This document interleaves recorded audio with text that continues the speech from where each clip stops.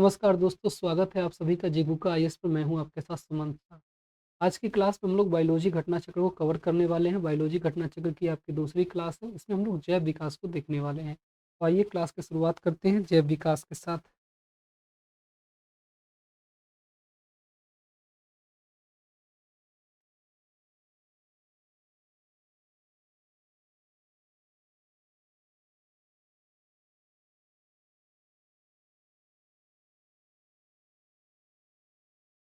जैव विकास जैसा कि नाम से ये स्पष्ट है,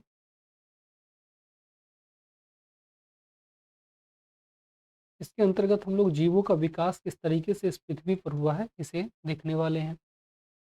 जीवन की उत्पत्ति, जीवन यानी जो भी लिविंग थिंग है इस पृथ्वी पर, उनकी उत्पत्ति की बात की गई है। पृथ्वी की उत्पत्ति अनुमानतः 4.6 अरब वर्ष पूर्व हुई। अरे 4 अरब वर्ष पूर्व हुई है पृथ्वी की उत्पत्ति, तथा कालांतर में इस पर जीवन की उत्पत्ति हुई। यानी 6.5 अरब वर्ष पहले पृथ्वी बनी और उसके बाद धीरे धीरे धीरे धीरे इस पर जीवन की उत्पत्ति होती गई। पृथ्वी पर जीवन की उत्पत्ति के संदर्भ में अनेक वैज्ञानिकों द्वारा विभिन्न सिद्धांत या परिकल्पनाएं प्रस्तुत की गई, जिसमें रासायनिक उद्विकास के फलस्वरूप जीवन की उत्पत्ति सबसे आधुनिक है। जब भी कोई बात होती है तो उसके लिए कई सारे सिद्धांत आते हैं, क्योंकि कई बार चीज़ें हमें देर से धीरे धीरे करके पता लगती हैं। उसी तरीके से यहाँ भी जो पृथ्वी पर मानव का या अन्य जीवों की उत्पत्ति हुई है, इसके बारे में सटीक चीज़ें तो एक ही बार प्राप्त हो पाना कठिन था। कई सारे सिद्धांत लाए गए। इसमें सबसे आधुनिक रूप से हम लोग रासायनिक उद्विकास के सिद्धांत को जानते हैं कि रासायनिक उद्विकास के सिद्धांत के जरिए ये बात कही गई कि पृथ्वी पर जीवन किस तरीके से आई। ठीक है। इससे संबंधित विस्तृत और सर्वमान्य परिकल्पना रूसी जीव रसायन शास्त्री ए.आई. ओपेरिन ने भौतिकवाद या पदार्थवाद मेटेरियलिज्म थ्योरी के नाम से प्रस्तुत की, जो उनकी पुस्तक जीवन की उत्पत्ति में छपी।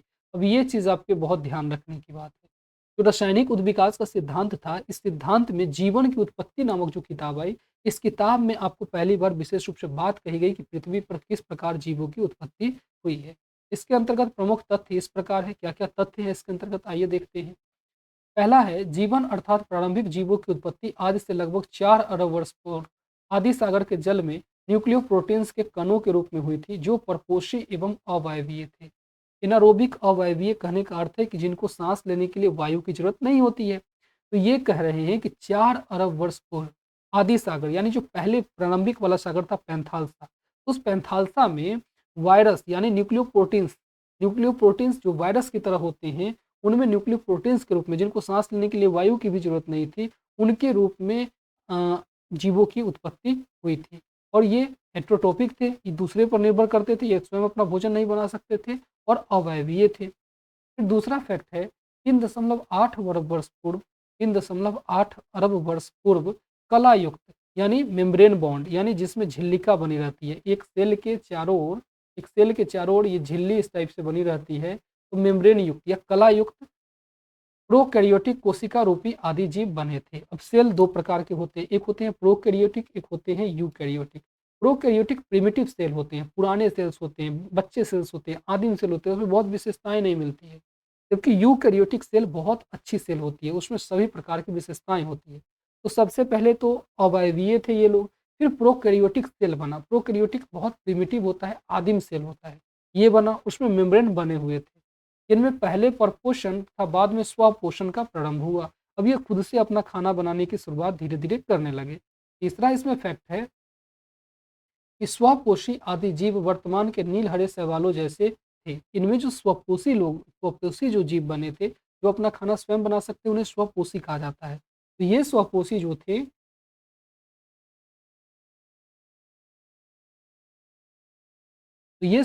जो थे, ये नीलहरित शैवाल यानी काई, देखा है आपने काई की तरीके से, जैसे पानी कहीं जमा हो जाती है तो काई लग जाती है ना, वो काई की तरह के ये जो नीलहरित शैवाल थे, वो थे। लगभग 2 अरब वर्ष पूर्व यूकैरियोटिक कोशिकाओं की उत्पत्ति हुई। 2 अरब वर्ष पूर्व यूकैरियोटिक कोशिकाएं बनी। हमने अभी बताया था सेल यूकैरियोटिक वाला अच्छा होता है, जो जटिल सेल होते हैं, जिसमें हम लोग का शरीर का निर्माण यूकैरियोटिक सेल से बना हुआ है, जिनसे वर्तमान जीव जगत के सारे जीव जंतु, जीवाणु के अलावा जितने बैक्टीरिया के अलावा जितने भी जीव जंतु हैं, सब बने हैं। तो 4 क्रम हो गया। पहले में आपने इस तरीके से देखा कि न्यूक्लियोप्रोटीन्स वायरस के जैसे बने होते थे। दूसरे वाले में ये 3.8 अरब कोष मेम्ब्रेन वाले प्रोकैरियोटिक सेल बने। फिर इसी प्रोकैरियोटिक में कुछ नीलहरी शैवाल जैसे ऑटोट्रोपस भी बने जो स्वयं अपना भोजन बना सकते थे। और फिर 2 अरब वर्ष पूर्व यूकैरियोटिक कोशिका बना जिससे सारे के सारे जीव निकल कर के आए हैं। यानी एक बात तय है कि हम लोग सबसे पहले न्यूक्लियोप्रोटीन्स के रूप में उत्पन्न हुए थे, फिर बीजीए बना, ब्लू ग्रीन एल्गी नीलहरी शैवाल बना और फिर उस नीलहरी शैवाल से फिर सभी प्रकार के यूकैरियोटिक सेल्स बने हैं जिससे हम सभी की उत्पत्ति हुई। फिर आगे देखते हैं, प्राचीन पृथ्वी के वायुमंडल में ऑक्सीजन गैस नगण्य या अनुपस्थित थी। पहले जैसे आज ऑक्सीजन है वैसे ऑक्सीजन थी नहीं, क्योंकि मीथेन, अमोनिया, कार्बन डाइऑक्साइड आदि गैसें उपस्थित थी। तो शुरुआत में एक ऑक्सीजन नहीं था। शुरुआत में मीथेन, अमोनिया, कार्बन डाइऑक्साइड इत्यादि गैसें ही थी। शुरुआत में ऑक्सीजन नहीं थी। इसीलिए एनारोबिक जो अवायवीय थे उन्हीं सेल्स का विकास हुआ था। फिर आगे देखना है आपको जैव विकास की मौलिक संकल्पना एवं सिद्धांत। जैव विकास की संकल्पना मौलिक परिकल्पना क्या थी? परिकल्पना और सिद्धांत में अंतर ये होता है कि परिकल्पना एक प्रकार की एक सोच होती है जो ऐसी हुई होगी। इसके लिए बहुत सारे सबूत आपको जुटाने नहीं होते हैं, जबकि सिद्धांत के लिए आपके पास सबूत की ज़रूरत होती है। तो पहले एक परिकल्पना लाई जाती है, फिर धीरे-धीरे जब उसकी प्रूफ हो जाती है तो उसको सिद्धांत के रूप में हम लोग कन्वर्ट कर देते हैं। तो जैव विकास के हम लोग पहले परिकल्पना को देखेंगे, फिर उसका सिद्धांत को देखेंगे। तो जैव विकास की मौलिक परिकल्पना है परिवर्तन के साथ अवतरण। जैसे जैसे चेंज होता गया वैसे वैसे इनका जो है मॉडिफिकेशन होता गया। ठीक है, तो जैसे जैसे परिवर्तन होता गया वैसे वैसे इनका मॉडिफिकेशन होता गया। उसमें परिवर्तन एक प्रकार की एक उद्विकास होती गई। उद्विकास कहने का अर्थ है कि जब किसी चीज़ में एक चीज़ ज़रा यहाँ से समझिएगा, जब किसी चीज़ में ये छोटा है, इसका बड़ा वर्ज़न हुआ, इसी का और बड़ा वर्ज़न हुआ, ये विकास हो रहा है। लेकिन यहाँ इसमें 1 सींग है, तो इसके पास 2 सींग हो गए, यहाँ इसके पास 3 सींग हो गए, तो ये उद्विकास को बताता है। उद्विकास बताता है इसमें धीरे-धीरे, धीरे-धीरे परिवर्तन हो रहे हैं, केवल इसमें लंबाई-चौड़ाई ही नहीं बढ़ रही है। तो यहाँ परिवर्तन के साथ मॉडिफ़िकेशन होता गया, अवतरण होता गया, ये जैव विकास की सबसे मौलिक परिकल्पना होती है। अर्थात निम्न कोटि के सरल जीवों से क्रमिक परिवर्तन द्वारा अधिक विकसित एवं जटिल जीवों की उत्पत्ति ही जैव विकास कहलाता है। अभी अभी मैंने कहा निम्न कोटि के सरल जीव हैं ये, और इनसे क्रमिक परिवर्तन द्वारा अधिक विकसित और जटिल जीवों की उत्पत्ति हुई और इसी को तो जैव विकास कहा जाता है। इनको इवोल्यूशन शब्द इस्तेमाल किया जाता है, इसके लिए हम लोग डेवलपमेंट शब्द का इस्तेमाल नहीं करते हैं। आगे आपको नाम मिलेगा Lamarck, Charles Darwin, Hugo de Vries आदि वैज्ञानिकों ने ठोस प्रमाण के आधार पर जैव विकास की विस्तृत व्याख्याएं प्रस्तुत कर अपने सिद्धांत दिए। तो Lamarck, Charles Darwin, Hugo de Vries ये सब लोग हैं जिन्होंने साबित किया कि जीवों का उद्विकास हुआ है, उनका जैविक परिवर्तन हुआ है। फिर इसी में एक लैमार्किज्म आया, लैमार्कवाद जिसे कहा जाता है। देखिए, जैव विकास परिकल्पना पर पहला तर्क संगत सिद्धांत, हमने कहा था परिकल्पना थी वो, और अब इस पर तर्क संगत सिद्धांत लाया गया। फ्रांसिस जीव वैज्ञानिक जीन बैप्टिस्ट डी लैमार्क ने प्रस्तुत किया, जो 1809 में उनकी पुस्तक फिलोसफी फिलोसफी जूलॉजिकल में छपा। इसे लैमार्क का सिद्धांत या लैमार्कवाद कहते हैं। इस परिकल्पना को सिद्धांत के रूप में ले आए इसने, लैमार्क ने, जिनका पूरा नाम बैप्टिस्ट डी लैमार्क था। इन्होंने 1809 में अपनी पुस्तक लिखी फिलोसफी जूलॉजिक में, और इसी बात को उन्होंने सिद्धांत के रूप में स्थापित कर दिया। यह निम्नलिखित मूल धारणाओं पर आधारित थी। इसमें क्या क्या मूल कंसेप्ट का इस्तेमाल किया गया था? बड़े होने की प्रवृत्ति, वातावरण का सीधा प्रभाव,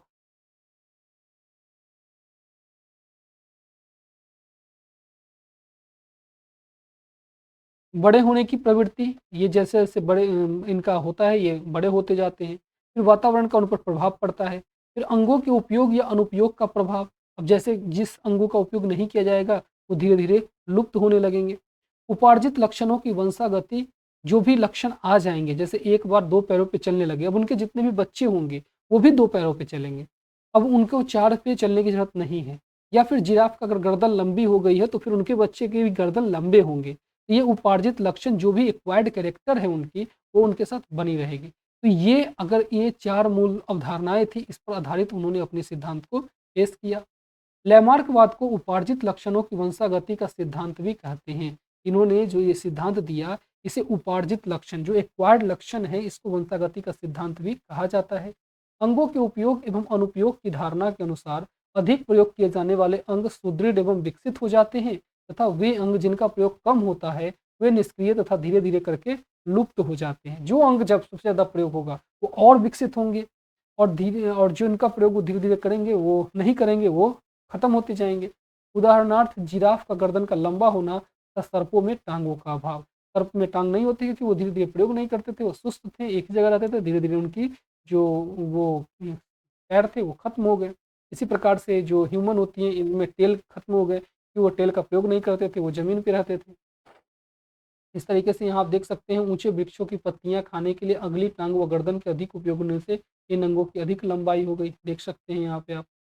और घास की उपलब्धता से अगली टाँगों व गर्दन के कम उपयोग के कारण इन अंगों की कम लंबाई हो गई। तो ये कम थी, फिर धीरे-धीरे ये अधिक हो गई। तो यहाँ पे इस तरीके से आप देख सकते हैं। इसी को लैमार्कवाद कहा जाता है। तो लैमार्कवाद के अनुसार अंगों के उपयोग या अनुपयोग का प्रभाव, ये जिराफ के विकास के क्रम का रेखाचित्र प्रस्तुत किया गया है यहाँ पे। तो लैमार्किज़्म के तरीके से एक डार्विनिज़्म भी आया, जिसे डार्विनवाद भी कहा जाता है। देखिए, ये बहुत आसान है। चार्ल्स डार्विन ने इंग्लैंड के जैव विकासविद थे। इनके द्वारा प्रस्तुत विकासवाद को डार्विनवाद या प्राकृतिक वर्णवाद, थ्योरी ऑफ नेचुरल सिलेक्शन कहते हैं। इसकी विस्तृत व्याख्या इनकी पुस्तक प्राकृतिक चुनाव द्वारा जातियों की उत्पत्ति 1859 में छपी। इनकी पुस्तक का नाम था प्राकृतिक चुनाव द्वारा जातियों की उत्पत्ति, जो 1859 में छपी। यह सिद्धांत निम्नलिखित तथ्यों पर आधारित थी। अब इनमें क्या मूल कंसेप्ट को आधार बनाया गया? पहला, जीवों में प्रचुर संतानोत्पत्ति ओवर प्रोडक्शन की क्षमता होती है। दूसरा, जीवन संघर्ष स्ट्रगल फॉर एग्जिस्टेंस, जो ये लोग जीवित रहने के लिए जो संघर्ष करते हैं, स्ट्रगल फॉर एग्जिस्टेंस जीवन संघर्ष। फिर विभिन्नताएं और उनकी वंशानुगति, variation variations and their inheritance, जो उनकी विभिन्नताएं थी वो उससे उनकी वंशागति का विकास होता चला गया। फिर योग्यतम की उत्तरजीविता, सर्वाइवल ऑफ द फिटेस्ट या प्राकृतिक चयन, जो सबसे फिट था उसी को प्रकृति ने आगे बढ़ाया। तो ये डार्विन की जो डार्विनिज्म थी, जो उनकी किताब थी प्राकृतिक चुनाव द्वारा जातियों की उत्पत्ति, उसकी मूल 4 बातें हैं। इन्होंने पहला क्या कहा कि जीवों में प्रचुर संतानोत्पत्ति की क्षमता होती है। वो अपने कई सारे संतानों को जन्म दे सकते हैं, केवल एक ही नहीं, कई प्रकार के संतानों को जन्म दे सकते हैं। इनकी सबसे पहली ये विशेषताएँ थी। फिर उन्होंने कहा सभी जीव जो अपने मौजूदा बने रहने के लिए संघर्ष करते हैं, ये सबको करना होता है, इन्होंने कहा। फिर विभिन्नताएँ और इसकी वंशागति, फिर उनके जितने भी जीव होते हैं उनमें कुछ वेरिएशंस होते हैं, जैसे फूल केवल लाल ही नहीं होंगे गुलाब के फूल, उसमें कुछ सफ़ेद भी होंगे, कुछ उसमें काले भी होंगे। तो उनकी वंशागति एम उनमें कई प्रकार की विभिन्नताएँ होती हैं, जिससे उनके कई वंशों का विकास होता है, कई प्रकार के वंश उसमें निकल कर के आते हैं। जैसे एक बिल्ली, बाघ, चीता, सब एक ही फैमिली से आते हैं और उनकी कई वंश निकल कर के आ गए। इसी तरीके से मानव के भी होमोनिडे, पोगिंडे, कई प्रकार के वंश निकल कर के आगे हुए, जिनसे उनकी विभिन्नताओं के साथ उनकी वंशागति चल रही आगे बढ़ी। फिर उन्होंने कहा जो सबसे योग्य होगा वो जीवित रह गया, योग्यतम की अति जीविता, जो सबसे बेस्ट था वही जीवित रह पाया, बाकी सब खत्म हो गए, तो प्रकृति ने उसका चयन कर लिया। ये 4 सिद्धांत जो हैं ये इन्होंने अपनी किताब में थ्योरी ऑफ नेचुरल सिलेक्शन में प्राकृतिक चुनाव द्वारा जातियों की उत्पत्ति में, जो 1859 में छपी थी, डार्विन ने ये बात कही। इसके बाद म्यूटेशन थ्योरी आया, उत्परिवर्तनवाद, जिसे म्यूटेशन थ्योरी कहते हैं, ये आया। जैव विकास का उत्परिवर्तन सिद्धांत हॉलैंड के पादप शास्त्री बोटनिस्ट थे ह्यूगो डी ब्रीज लेकर के आए थे। ये उत्परिवर्तन सिद्धांत था। उन्होंने अपना पहला प्रयोग सांद्र प्रिमरोज अर्थात आइनोथेपेरा लेमर्कियाना नमक पौधे पर किया, क्योंकि ये वनस्पति शास्त्री थे तो पौधे पर ही प्रयोग करेंगे। इनके अनुसार नई जाति की उत्पत्ति एक ही बार में स्पष्ट एवं अस्थायी आकस्मिक उत्परिवर्तनों के फलस्वरूप होती है। नई जाति होती है, पहले जो मौजूद होती है उनमें कुछ चेंजेज आते हैं, हल्की सी चेंज आती है, उसके बाद वो नई जाति में तब्दील हो जाती है। जाति का पहला सदस्य जिसे में उत्परिवर्तन होता है, उत्परिवर्तन के लक्षण दिखाई देते हैं, वो उत्परिवर्ती यानी म्यूटेंट कहलाता है। जाति के विभिन्न सदस्यों में भिन्न-भिन्न प्रकार के उत्परिवर्तन हो सकते हैं। तो जैसे एक मूवी एक्स-मैन आपने देखा होगा। एक्स-मैन में क्या होता है? म्यूटेंट आते हैं। म्यूटेंट यानी जो मानव ही है लेकिन उनके अंदर किसी और जानवर की शक्ति उत्पन्न हो गई है। जो पहला ऐसा व्यक्ति होगा वो म्यूटेंट कहलाएगा, उत्परिवर्ती कहलाएगा, जिसके अंदर कुछ अन्य चीज़ों के भी लक्षण निकल कर के आ गए हैं। तो यही ह्यूगो डी ब्रीज ने अपने उत्परिवर्तन सिद्धांत में दिया और मानव इसी तरीके से उत्पन्न हुआ है और मानव भी आगे चलकर बिल्कुल चेंज होगा अन्य चीज़ों में, ये भी फैक्ट के रूप में आती है। और फिर इससे जुड़े कुछ महत्वपूर्ण तथ्य हैं, आइए उसे देख लेते हैं। आर्कियोप्टेरिक्स जुरासिक युग का एक सर्वपुरातन पक्षी था, जिसके जीवाश्म लगभग 15 करोड़ वर्ष पूर्व जुरासिक चट्टानों से मिले हैं। आर्कियोप्टेरिक्स ये एक पक्षी था जो 15 करोड़ वर्ष पहले पाया जाता था जुरासिक युग में। यह सरीसृपों और पक्षियों के बीच की एक संयोजक कड़ी था। सरीसृप जो रेंग कर चलते हैं और पक्षी जो उड़ सकते हैं, इनके बीच का ये कनेक्टिंग लिंक था, संयोजक था। मतलब इसमें दोनों के गुण पाए जाते थे। इसमें सरीसृपों की भांति लंबी पूंछ इसमें सरीसृपों की भांति लंबी पूंछ, चोंच में दांत और अग्रपादों की उंगलियों पर पंजे दोनों बने होते थे। इसके बावजूद यह पक्षी था, क्योंकि इसके अग्रपाद उड़ने के लिए पंखों में रूपांतरित हो चुके थे। ये उड़ भी सकता था, ये इस तरीके से सरीसृपों की तरह भी था। तो ये इस तरीके से आर्कियोप्टेरिक्स जो है, ये जुरासिक युग का ऐसा पक्षी था जो सरीसृप और पक्षियों के बीच की एक संयोजक कड़ी थी। फिर युगलीना है। युगलीना को पादप और जंतुओं के बीच की संयोजक कड़ी माना जाता है। पादप और जंतु है, इसके बीच की संयोजक कड़ी कौन है? युगलीना। इसमें कुछ गुण पादप के, कुछ गुण जंतु के, दोनों को देखने को मिलते हैं। इस तरीके से नियोपाइलिना, इनको एनेलिडा और मोलस्का के बीच की संयोजक कड़ी माना जाता है। प्रोटोथीरिया को निम्न कोटि के स्तनियों का उपवर्ग है। इसके अंतर्गत एक डीना, बत्तख चोंची, प्लेटिपस इत्यादि जीव आते हैं। ये सरीसृपों और स्तनियों के बीच की संयोजक कड़ी होती है। जो रेप्टाइल्स और मैमल्स हैं, इनके बीच की संयोजक कड़ी प्रोटोथीरिया को माना जाता है। फिर डायनासोर का भी इसमें जिक्र आ जाता है। ये विशालकाय सरीसृप थे, जो कि मध्यजीवी या मेसोजोइक महाकल्प में थे, मेसोजोइक ईरा में रहते थे। मध्यजीवी महाकल्प में 3 कल्पों ट्रियासिक, जुरासिक और क्रिटेशियस में बांटा गया था। तो मध्यजीवी महाकल्प था, इसे ट्रियासिक, जुरासिक और क्रिटेशियस में बांटा गया था, इसमें डायनासोर रहते थे। ये मैमथ प्रजाति वर्तमान समय में विलुप्त है। यह हाथी का पूर्वज माना जाता था, हाथियों का विकास इसी से हुआ है। तो परिवर्तन के बाद हाथी आ गए, पहले मैमथ हुआ करते थे। इसी तरीके से क्रोमैग्नोन ये मनुष्य को आधुनिक मानव होमोसेपियंस का अंतिम सीधा पूर्वज तथा आधुनिक मानव की एक उपजाति होमोसेपियंस फॉसिल्स मानते हैं। क्रोमैग्नोन का शरीर गठा हुआ और लगभग 180 सेंटीमीटर यानी 6 फीट लंबा तथा कपाल गुहा, जिसकी मस्तिष्क की जो कैपेसिटी थी वो 1600 सीसी की थी। तो क्रोमैग्नोन ये जो है आधुनिक मानव होमोसेपियंस का सबसे सीधा पूर्वज और आधुनिक मानव का ये एक उपजाति रूप में क्रोमैग्नोन का नाम आता है। फिर डेनिसोवन ये एक आदि मानव प्रजाति थी, जो यूरेशिया के जंगलों में लगभग 1.5 से 2 लाख वर्ष पूर्व निवास करती थी। पहली बार वर्ष 2010 में साइबेरिया की गुफाओं में प्राप्त अस्थि अवशेषों से इसकी पहचान हुई है, किसकी? डेनिसोवन की। तथा फिर चीन के तिब्बत की एक गुफा से प्राप्त एक जीवाश्म जबड़े के विश्लेषण से इनके पूर्वी एशिया तक विस्तारित होने की पुष्टि की घोषणा 1 मई 2019 को प्रतिष्ठित विज्ञान मैगजीन नेचर में प्रकाशित एक शोध पत्र में की गई थी। तिब्बत में प्राप्त डेनिसोवन का एक यह जबड़ा उत्तर मध्य प्लीस्टोसीन काल का है। डेनिसोवन के अवशेषों के डीएनए विश्लेषण के आधार पर इन्हें होमोसेपियंस और निएंडरथल से पृथक तीसरे प्रकार की समकालिक मानव प्रजाति माना जाता रहा है। तो ये जो डेनिसोवन है, ये एक विशेष प्रकार का मानव है, क्योंकि मानव अब जानते हैं लगभग 5 प्रकार के मुख्यतः मानव हुए हैं, जिनमें सबसे पहले ऑस्ट्रेलोपिथेकस को हम लोग मानते हैं। ऑस्ट्रेलोपिथेकस, फिर दूसरा होमो हैबिलस, होमो हैबिलस, होमो हैबिलस, फिर तीसरा होमो इरेक्टस, होमो इरेक्टस, फिर चौथा नियंडरथल और पांचवा होमोसेपियंस। होमोसेपियंस ये 5 प्रकार के मानव हुए थे। ये जो डेनिसोवन था, ये नियंडरथल और होमोसेपियंस ये दोनों के बीच का एक अलग तरीके से यहाँ पे डेनिसोवन जो है दिखाई देता है। डेनिसोवन यहाँ अलग तरीके से दिखाई देता है। तो हम कह सकते हैं कि ये इस प्रकार से उत्परिवर्ती जीवों के रूप में नज़र आता है। अब इससे ये घटना चक्र में ये बहुत आसान टॉपिक था, बहुत छोटा टॉपिक भी था, इससे कुछ प्रश्न भी बने हैं, देख लीजिए ज़रा-सा।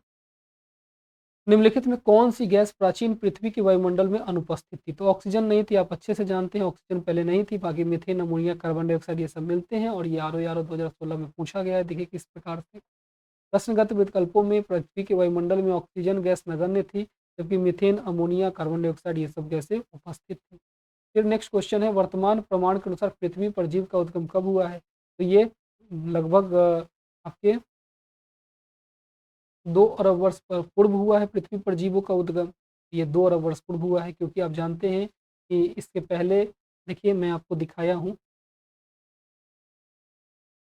मैंने यहाँ दिखाया है देखिए।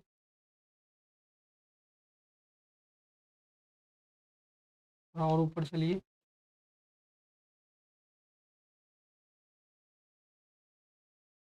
जीवन 4.5 अरब वर्ष पहले आया। इसमें जल में न्यूक्लियोप्रोटीन्स के रूप में कणों के रूप में आया था। फिर 3.8 वर्ष पूर्व 3.8 अरब वर्ष पूर्व प्रोकैरियोटिक कोशिका आई, और स्वपोषी जो आए ये नीलहरी शैवाल के रूप में ये भी इसी समय आए, और 2 अरब वर्ष पूर्व यूकैरियोटिक कोशिकाओं का विकास हुआ, और ये यूकैरियोटिक कोशिका से ही सारे जीवों का निर्माण हुआ है। यहाँ आपसे पूछा है कि जंतुओं का विकास, फिर एक पर ले चलता हूँ आपको। यहाँ आपसे पूछा गया है कि पृथ्वी पर जीवों का उद्गम, जीव यानी जंतु, जीवों का उद्गम कब हुआ है? तो 2 अरब वर्ष पूर्व हुआ है। ठीक है। इसके प्रारंभ में जीव साधारण तथा एक कोशिकीय थे, यूनिसेलुलर थे, एक कोशिकीय थे। फिर बाद में बहुकोशिकीय जीवों का विकास हुआ, जो कि यूकैरियोटिक कोशिका वाले होते थे, और जीवाणु नीलहरी शैवाल साधारण किस्म के प्रोकैरियोटिक कोशिका वाले सेल होते थे। प्रोकैरियोटिक सेल बहुत साधारण होते हैं और यूकैरियोटिक जटिल होते हैं, जिनसे हमारा विकास हुआ है। फिर है पृथ्वी पर सबसे पुराना जीव कौन सा है? Question number 3। पृथ्वी पर सबसे पुराना जीव कौन सा है? तो ये बीजीय है, नीलहरी शैवाल है, ये भी आप जानते हैं। नेक्स्ट है क्वेश्चन नंबर 4। डार्विन द्वारा प्रस्तुत प्राकृतिक वर्णवाद निम्न में किस पर आधारित होता है? तो ये ओवर प्रोडक्शन, डार्विन ने जो 4 बातें कही थी, तो ओवर प्रोडक्शन सब बहुत संतति उत्पन्न कर सकते हैं। Struggle for existence and variation, सब में उत्तरजीविता के लिए अलग अलग विभिन्नताएं होती है। फिर सर्वाइवल ऑफ द फिटेस्ट की भी बात इन्होंने कहा था, जो सबसे योग्य होगा वही जीवन जीवित रहेगा। ये चारों के चारों ऑप्शन यहाँ बिल्कुल सही हो जाएंगे। ठीक है। यहाँ देख सकते हैं चार्ल्स डार्विन ने इंग्लैंड के जैव विकासविद थे। इन्होंने डार्विनवाद का प्रस्तुत किया। डार्विनवाद को प्राकृतिक वर्णवाद या थ्योरी ऑफ नेचुरल सिलेक्शन भी कहते हैं। डार्विनवाद की विस्तृत व्याख्या इनकी पुस्तक प्राकृतिक चुनाव द्वारा जातियों की उत्पत्ति में छपी थी। डार्विन का प्राकृतिक वर्णवाद over production, struggle for existence and variations तथा सर्वाइवल ऑफ द फिटेस्ट, इन तीनों पर आधारित था। नेक्स्ट है क्वेश्चन नंबर 5। पुस्तक द ओरिजिन ऑफ स्पीसीज किसने लिखी थी भाई? ये डार्विन ने लिखी थी, आप अच्छे से जानते हैं। तो ओरिजिन ऑफ स्पीसीज पुस्तक डार्विन द्वारा लिखी गई थी। चार्ल्स डार्विन इंग्लैंड के जैव विकासविद थे। इनके द्वारा प्रस्तुत विकासवाद को डार्विन या प्राकृतिक वर्णवाद कहते हैं। नेक्स्ट है क्वेश्चन नंबर 6। विकासवाद का सिद्धांत किसने प्रस्तुत किया था? तो विकासवाद डार्विन की ही देन थी। डार्विन ने विकासवाद सिद्धांत प्रस्तुत किया था। चार्ल्स डार्विन का मत था कि प्रकृति क्रमिक परिवर्तन द्वारा अपना विकास करती है। विकासवाद कहलाने वाला यही सिद्धांत आधुनिक जीव विज्ञान की नींव बना है। ये भी चीज़ आप ध्यान रख लीजिएगा। तो चार्ल्स डार्विन का जो विकासवाद, क्रमिक परिवर्तन, ये विकासवाद सिद्धांत के रूप में भी कहते हैं, और यही आधुनिक जीव विज्ञान की नींव भी रखता है। नेक्स्ट है जैव विकास को सर्वप्रथम किसने समझाया था? तो जैव विकास इवोल्यूशन को सर्वप्रथम किसने समझाया था? इसे लैमार्क ने समझाया था। जैव विकास परिकल्पना पर पहला तर्क संगत सिद्धांत फ्रांसीसी जीव वैज्ञानिक जीन बैप्टिस्टे डी लैमार्क ने प्रस्तुत किया था, जो 1809 में उनकी पुस्तक फिलोसफी जूलॉजिकल में छपा था। इसे लैमार्क का सिद्धांत या उपार्जित लक्षणों का वंशागति का सिद्धांत भी कहते हैं। नेक्स्ट है क्वेश्चन नंबर 8। विकास के उत्परिवर्तन सिद्धांत का प्रतिपादन किसने किया था? इसे ह्यूगो डी ब्रिज ने किया था। विकास के उत्परिवर्तन सिद्धांत का प्रतिपादन ह्यूगो डी ब्रिज द्वारा किया गया था। ये भी आपने देख लिया। तो इस तरीके से आपने देखा काफ़ी आसान जो है ये आपका बायोलॉजी का जो दूसरा चैप्टर था जैव विकास ये था। तो इसको बहुत अच्छी तरीके से रिवीजन कीजिए, और पुरानी क्लास को भी रिवीजन कीजिए, करते रहिएगा। मल्टीपल रिवीजन अगर घटना चक्र की आप करेंगे तो आपके क्वेश्चन सही हो जाएंगे। सारे के सारे पीवाईक्यू तो ही तो इसमें रहते हैं। तो इसकी महत्ता के बारे में कई बार हमने बात कर लिया है, तो वो दोहराने की ज़रूरत तो नहीं है। ऐसे रिवीजन मस्ट ऑफ इम्पोर्टेंट है, करते रहिएगा। मिलते हैं अगले क्लास में, तब तक के लिए बहुत बहुत धन्यवाद।